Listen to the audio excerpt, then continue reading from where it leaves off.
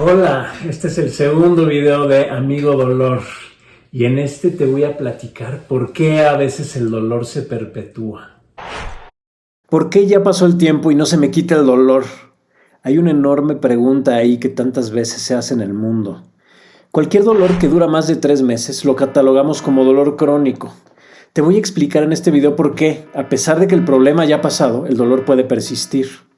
Recordar la curva bifásica de Hammer me va a servir como base para lo demás. Estamos en homeostasis. Llega un evento detonante o shock que activa una alarma y genera un cambio hacia el modo de supervivencia, habitualmente hacia el simpático o el vago antiguo. Inicia un conflicto activo. Este termina en una conflictolisis cuando ha pasado el peligro y viene la reacción parasimpática, resolución o fase inflamatoria, seguida de una epicrisis o pico simpático que da pie a una segunda fase parasimpática cicatrizal y finalmente el retorno a la homeostasis. Aquí van los 3 grandes mecanismos que he identificado y se pueden presentar solos o en conjunto. El primero es que la lesión fue tan grande que el cuerpo no la está logrando reparar. Por ejemplo, una fractura inestable, una ruptura muscular grave o una lesión ligamentaria o tendinosa completa. En estos casos, la mayor parte de las veces el dolor no se va a quitar porque el cuerpo no se rinde y sigue disparando constantemente procesos de inflamación para tratar de arreglarlo. Aquí es cuando, sin duda, hay que ayudarlo. Los avances científicos y tecnológicos en el área de músculo esquelético han logrado cosas increíbles. Tratamientos más precisos y menos invasivos para volverte a armar, reparar los tejidos dañados y recuperarte de las lesiones. Aquí entramos en acción los ortopedistas, con una gama muy grande de opciones probables para ayudar a tu cuerpo a recuperarse. El segundo importante mecanismo es un fenómeno que se llama sensibilización neurológica. Es una reacción del cuerpo que está claramente identificada y muy frecuente, pero que desgraciadamente pocos especialistas conocen o le dan poca importancia. La sensibilización neurológica es una irritación exagerada de las neuronas que forman las vías del dolor, desproporcionada a la magnitud del daño. En este esquema te ejemplifico abajo las neuronas que conducen el tacto o mecanorreceptores y arriba las neuronas que conducen dolor o nociceptores. Cuando hay una sensibilización neurológica, en esta los receptores de dolor o nociceptores se potencializan. Los receptores del tacto se habilitan y crean conexiones hacia las vías dolorosas, y las neuronas inhibitorias que se encargan de apagar el dolor se inhiben, se inhabilitan y pierden, creando la respuesta exagerada. Para que lo caches, piensa en las heridas por quemaduras. Quienes las sufren pueden tener mucho dolor después de que la herida ya ha sanado. El sistema nervioso queda sensible, incluso el tacto fino o soplarle a la zona puede producir dolor muy intenso. Claro que esto no lastima más la piel, pero el cerebro lo percibe constantemente de esa manera. Otros ejemplos son el fracturado que meses después de su fractura, cuando ya consolidó, le sigue doliendo con los cambios de presión o temperatura, seguramente lo has visto. O el amputado que sigue sintiendo y puede percibir dolor del brazo o pierna que ya no está, a lo que le llamamos síndrome del miembro fantasma. Aquí grafico el tiempo contra la intensidad de dolor. El dolor toma un camino alterno y cuando debería ir a la baja, sigue disparando en forma continua e intermitente sin llegar a la resolución. Lo que más me interesa aquí es que entiendas que cuando esto sucede, los antiinflamatorios ya no funcionan mucho. ¿Y de qué depende que crees una sensibilización neurológica? El cerebro, ante el evento, toma la decisión de si los mensajes dolorosos son importantes o no. Si el cerebro cree que por el contexto la amenaza continúa, permanece en modo de alerta. El riesgo entonces depende de tu percepción inconsciente. Para ejemplificarte cómo funciona el dolor, quiero ponerte una analogía con los sismos. Imagínate que estás metido en un temblor y desgraciadamente se colapsa tu edificio y te quedas atrapado. Tu sistema se pone en modo de alarma, estás en peligro y te quedas con un miedo profundo a esta situación. Si por fortuna sobrevives a esto, con el antecedente es inevitable que entres en tensión y pánico de que te suceda de nuevo. Pones una alarma sísmica, muy sensible para que te avise ante el más mínimo movimiento y muchas bocinas por todos lados para que las puedas escuchar bien y actuar rápido para sobrevivir. Incluso a veces puede dispararse la alarma aunque no tiemble realmente. Es demasiado sensible. Tu sistema igual. Se acuerda del evento y ante una situación similar se conecta con peligro. Te produce dolor aunque no pase nada. como si aumentaras la sensibilidad de la alarma. A eso se le llama alodinia, o como si le hubieras subido el volumen a la bocina para que te grite más fuerte cuando te necesite avisar de un peligro similar, para que no te vuelva a pasar lo mismo. A eso se le llama hiperalgesia. El dolor se convierte en una especie de animalito herido, con miedo de que la situación se repita y eche a andar los mecanismos de supervivencia para reaccionar, con un objetivo de evitar que el evento traumático se repita. Iván Pavlov, en su clásico experimento, hacía sonar un metrónomo mientras alimentaba a sus perros y medía la respuesta de salivación. Después observó que el solo accionar el metrónomo, sin presentar el alimento, creaba la misma respuesta. Así describió por primera vez el condicionamiento aprendido de nuestro cerebro. El cerebro tiene un alto poder asociativo y está acostumbrado a crear asociaciones. Las redes neuronales que se activan juntas ante una situación tienden a relacionar su conexión, de manera que cuando cualquiera de los impulsos aparece, el otro le sigue. Esto crea una de las grandes verdades aceptadas por las neurociencias, que parte de la teoría de Hebb, y los anglosajones lo resumen en la frase "Neurons that fire together wire together". Cuando disparan juntas, se enlazan, y cuando se enlazan, disparan juntas. Si encuentras que un camino te funciona para sobrevivir, lo facilitas y es más fácil activarlo de nuevo. Los caminos conocidos te llevan a los hábitos. Y otra cosa bien importante también es que la vía del dolor puede modularse, como si fuera un equipo de sonido en el que el músico puede subir o bajar el volumen. La modulación neurológica se refiere a que el dolor puede excitarse o inhibirse desde el cerebro central. Y más importante aún, puede activarse sin necesidad del estímulo sensorial periférico, si la situación de peligro percibida lo requiere para sobrevivir. A esto se le llama sensibilización central. Se activa directamente desde el cerebro y no desde su origen a distancia. ¿Y qué pasa si has tomado analgésicos de forma prolongada por más de unas 6 semanas? Cosa que veo todos los días. Los antiinflamatorios ya no sirven, ya pasó el periodo de inflamación. No tiene sentido seguirlos tomando. 1. Escondes el síntoma. 2. No incides en la sensibilización neurológica. Y 3. Te estás envenenando. La medicina se queda frecuentemente en la manifestación a la superficie. A veces va a nivel molecular, pero no selectivamente, de manera torpe. Pero eso sí, nunca incide en el origen real. Recuerda, todo es electricidad y la electricidad es información. Tu homeostasis tiene un estado electromagnético determinado que tiende a desbalancearse y regresar al equilibrio o autorregularse. Si por alguna razón se sensibiliza y se queda en un estado bioeléctrico alterado, produce dolor como reacción en ausencia de lesión. Permaneces en modo de alarma. Si a través de la química, una medicina por ejemplo, tú le mandas una señal para bloquear el dolor, ¿qué mensaje crees que le estás dando? Claro, lo estás engañando químicamente diciéndole ya estás bien. Estás solo bloqueando el síntoma. ¿Y qué crees que pasa? Pues que ahí se queda en un estado alterado.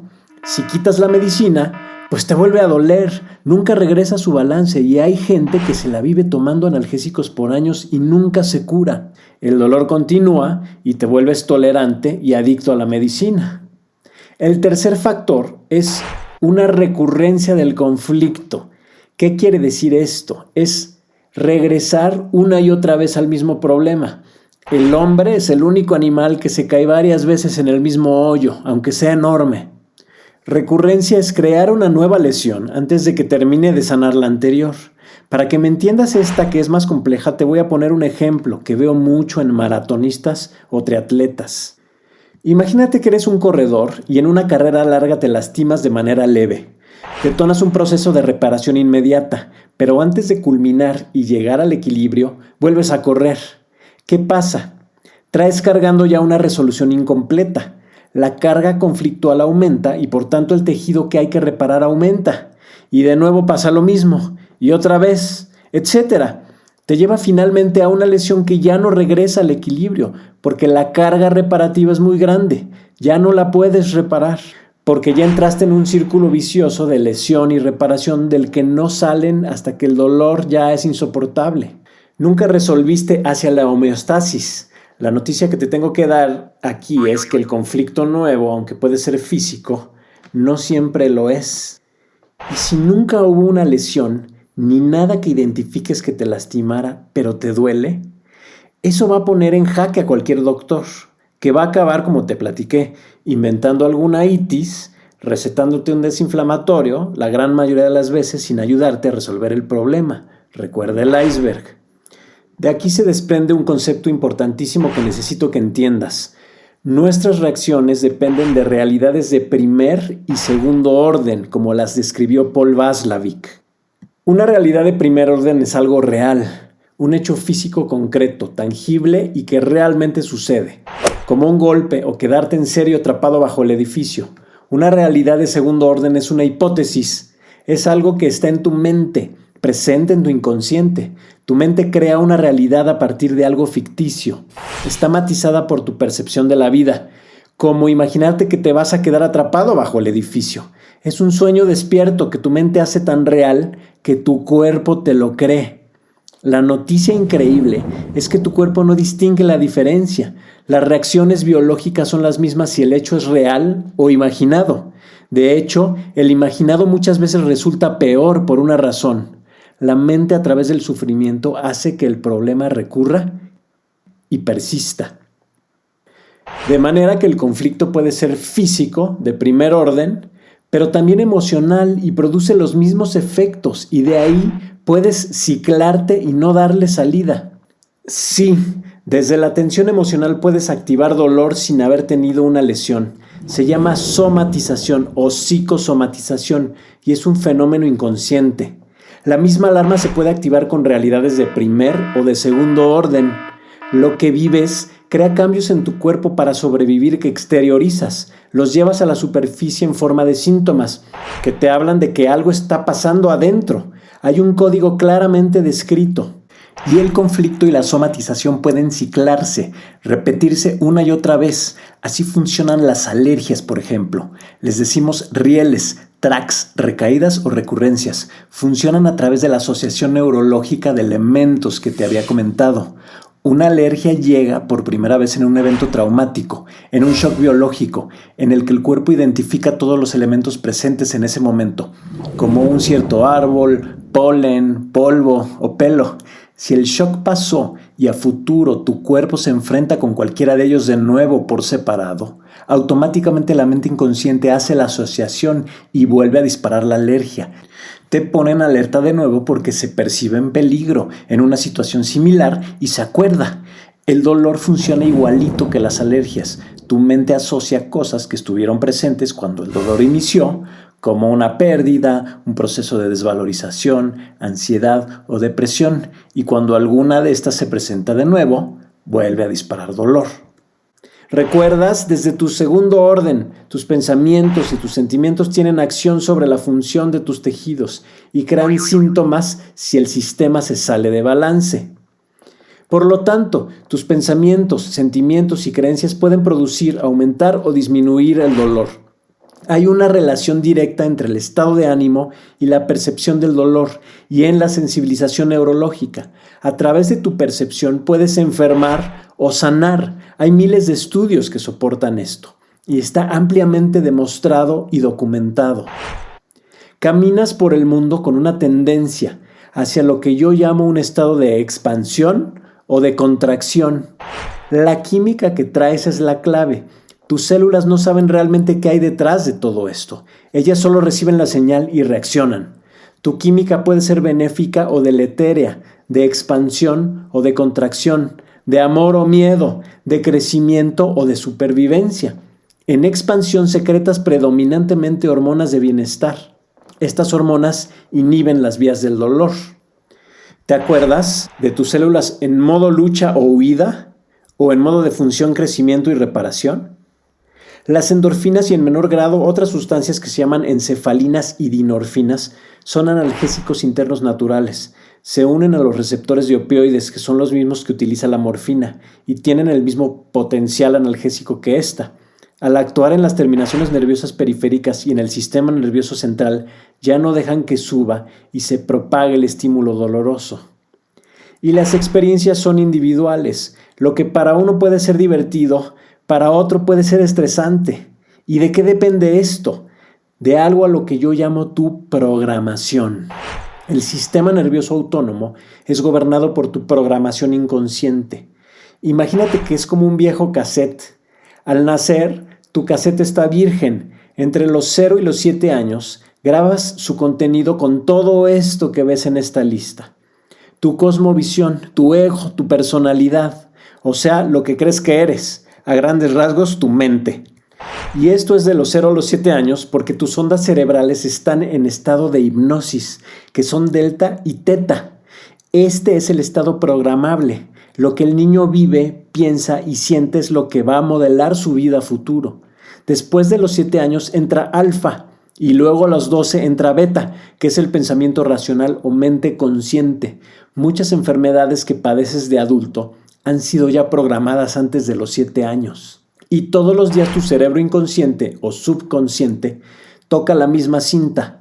La vida refleja siempre no lo que tienes mentalmente, sino el programa que traes grabado y las reacciones que éstas generan. El consciente es tu identidad, es quién eres, es creativa, tiene tus deseos, tus sueños y tus aspiraciones. Procesa 40 impulsos nerviosos por segundo. El inconsciente es como una grabadora, toca una y otra vez la misma cosa. Lo que trae grabado el cassette son tus hábitos, tus instintos y tus experiencias. Procesa 40 millones de impulsos nerviosos por segundo. Por tanto, como es más rápido y opera el 95% del tiempo, obviamente define la mayoría de tus decisiones. Conclusión, la mente consciente es desde donde creemos que tomamos las decisiones, pero debajo de esta, quien realmente nos rige y nos domina, en el 95% del tiempo es nuestra mente inconsciente. Y algo bien importante, tu mente consciente y la inconsciente pueden no concordar en un tema. Tu mente consciente puede planear, recordar, futurear, analizar, evaluar, decir muchas cosas, inventar muchas excusas.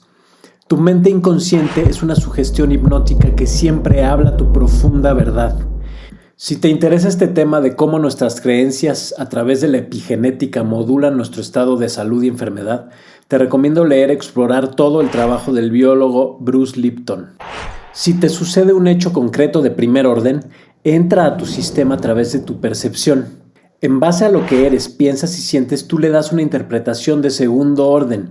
De ahí viene una evaluación. Si consideras que no es una amenaza, le das salida y se acabó el problema. Si lo interpretas como algo que te está amenazando, activas tus sistemas de supervivencia para reaccionar y sobrevivir. Como te comenté, la activación de esto puede suceder a partir de la imaginación, desde el segundo orden, sin que exista un evento real de primer orden. Se ha demostrado que los pacientes, una vez que entienden y se dan cuenta de esto, pueden bajarle el valor de la amenaza al dolor y mejorar su calidad de vida y dar pie a desprenderse de las enfermedades. La vida es 10% lo que te pasa y 90% cómo reaccionas a ella. Entonces, ante la pregunta, ¿el dolor está en mi cabeza? La respuesta es sí, sí está en tu cabeza. La señal que te mandan tus antenas no es dolor, se llama nocicepción. Después tu sistema nervioso central lo integra como dolor. De ahí ya pasa a zonas más modernas donde se convierte en sufrimiento y de ahí una conducta asociada al dolor que rige tu vida. Entonces, ¿el dolor no es real? Pues sí, sí es real, pero a veces la fuente del dolor persiste aunque ya no haya tejidos dañados. Y también un accidente en curso de primer orden que desencadena una solución inmediata siempre lleva detrás una percepción emocional de segundo orden que influye también en el comportamiento, sumando o restando a las reacciones físicas, facilitando o complicando el proceso. Y el tema va en ambas direcciones. Nuestro cerebro es el puente entre la psique y el cuerpo y reaccionan siempre los tres al mismo tiempo. Un evento físico te puede producir una reacción emocional y se llama somatopsíquico o centrípeto. Un evento emocional te puede crear un cambio físico y se llama psicosomático o centrífugo. Los cambios pueden ser medibles en los tres planos. Quien detona la reacción del sistema, como te lo he comentado, es el ambiente. Entonces, fuera de las lesiones que no pudiste reparar, agudas o recurrentes, el principal protagonista del dolor persistente, presente en la sensibilización y las recurrencias, es tu neurocepción inconsciente, que continúa percibiendo peligro y no le da salida. Tu sistema se vuelve incapaz de regresar al equilibrio. Te voy a poner un par de ejemplos muy claros para cerrar este segmento y que entiendas mejor esto. Lo voy a basar en lo que se llama conflicto motor o programa de motricidad. Este es originado en la corteza cerebral motora, un área del cerebro que controla los nervios que se encargan del movimiento muscular, a través de un punto de unión entre estos dos que se llama placa neuromuscular. Aquí se genera el impulso eléctrico para contraer el músculo. Los problemas relacionados con las parálisis o los aumentos de tono muscular son producidos por este programa. ¿Te acuerdas de los 3 estados del sistema nervioso autónomo, que son el parasimpático o vago nuevo en neurocepción de seguridad? La reacción simpática ante la neurocepción de peligro, que crea lucha o huida, y el vago antiguo o reptil, que ante la neurocepción de peligro grave o extremo activa la reacción de inmovilización o tanatosis, en el que el animal en peligro extremo finge su muerte para desconectarse del evento traumático, inhibir el dolor y no ser percibido por el depredador.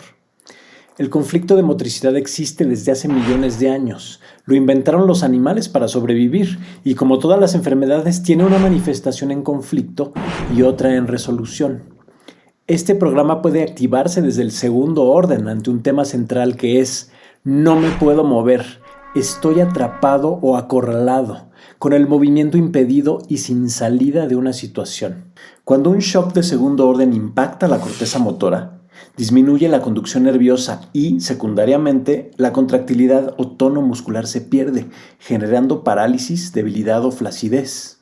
Y a nivel tronco cerebral, a través del vago antiguo, disminuye todos los signos vitales, el llamado reflejo vasovagal.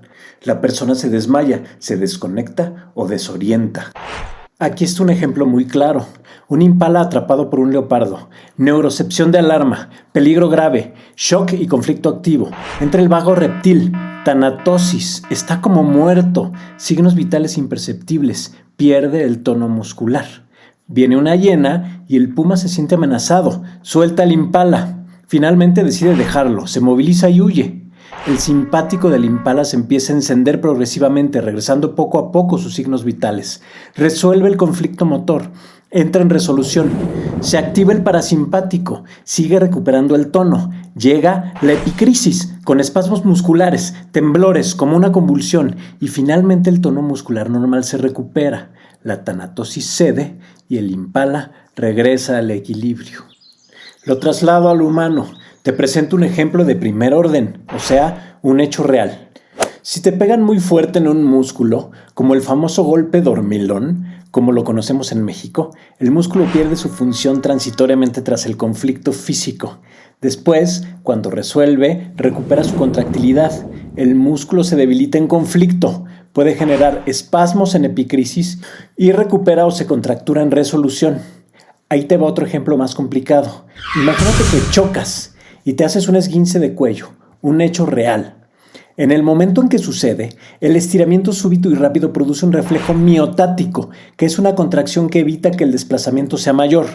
Inmediatamente tras sufrirlo, tus músculos entran en una debilidad transitoria en conflicto, que le sigue una contracción constante de protección, como creando un collarín natural. El músculo en resolución aumenta su función y produce una contractura. Su objetivo: inmovilizarte. En epicrisis puede darte espasmos musculares o temblores. Ahora un ejemplo del mismo evento de primer orden al que se le agrega algo de segundo orden. Cuando sucede un accidente, es un conflicto físico y este detona un programa de motricidad en el que el músculo pierde la contractilidad transitoriamente y luego se contractura en solución. Si esta persona entra en grave tensión, aprensión y estrés por no poderse mover, cae en un conflicto emocional de movimiento impedido, de segundo orden, y alimenta el conflicto original, que a su vez, en relajación, perpetúa la contractura y genera dolor crónico. ¿Y por qué una contractura duele? A nivel micro, una contractura comprime los vasos sanguíneos, produce isquemia, o sea, pobre oxigenación. Esta baja el pH y libera unas sustancias que se llaman ATP y bradicinina, que a su vez estimulan los nociceptores musculares que producen dolor. Y el dolor, teñido en parte por tus emociones, produce un nuevo conflicto de motricidad y una contractura refleja, cerrando el círculo vicioso. Entonces, un músculo contracturado puede doler.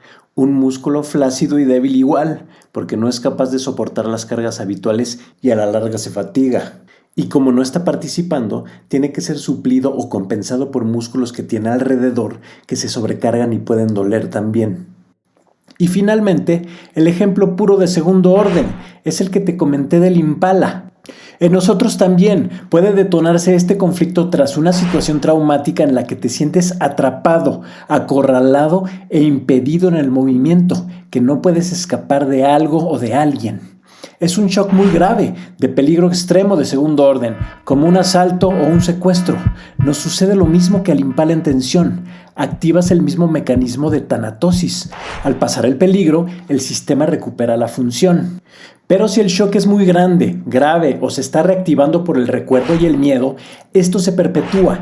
Este programa, desde el enfoque que te platico de las 5 leyes biológicas, es responsable en conflicto, a nivel motor, de los problemas donde el tono muscular se pierde, a nivel tronco, de las disociaciones, estados de consternación y manifestaciones de desconexión típicas de los procesos como el trastorno de estrés postraumático y el espectro autista, en el que el vago antiguo reacciona continuamente. De igual forma, la recurrencia o perpetuación de la solución a nivel motor es responsable de las parálisis espásticas o procesos donde el tono muscular aumenta, y en epicrisis de la epilepsia, temblores o espasmos. Detrás de cada uno de estos problemas hay una experiencia traumática de movimiento impedido o de sentirse atrapado, acorralado o sin salida. Para resumirte estos mecanismos y concluir este segmento, trata de visualizarlo así. Tu sistema nervioso autónomo es el cerillo, siempre listo para actuar ante el peligro. Tu percepción o conexión inconsciente de primera vez o recurrente con un tema de conflicto es lo que te hace decidir si enciendes o no la mecha. La sensibilización neurológica es el largo de la mecha. Mientras más sensible, más corta la mecha. La bomba que explota es el dolor o la enfermedad. Y si no se aborda y se trata adecuadamente, el dolor regresa o persiste. Gracias. En el siguiente video te voy a explicar cómo el dolor se ha desarrollado como mecanismo de defensa en el proceso evolutivo y cómo funciona. Es muy interesante. No te lo pierdas. Si quisieras seguirme, soy médico ortopedista. Me dedico predominantemente a las lesiones deportivas, a la artroscopía y a la cirugía articular. Al día de hoy trabajo en el Hospital Médica Sur en la Ciudad de México. Mi portal, ortopediadeportiva.com.mx. Estoy en YouTube, en Facebook y en Instagram. Te dejo mis perfiles. Gracias por dejarme ayudarte.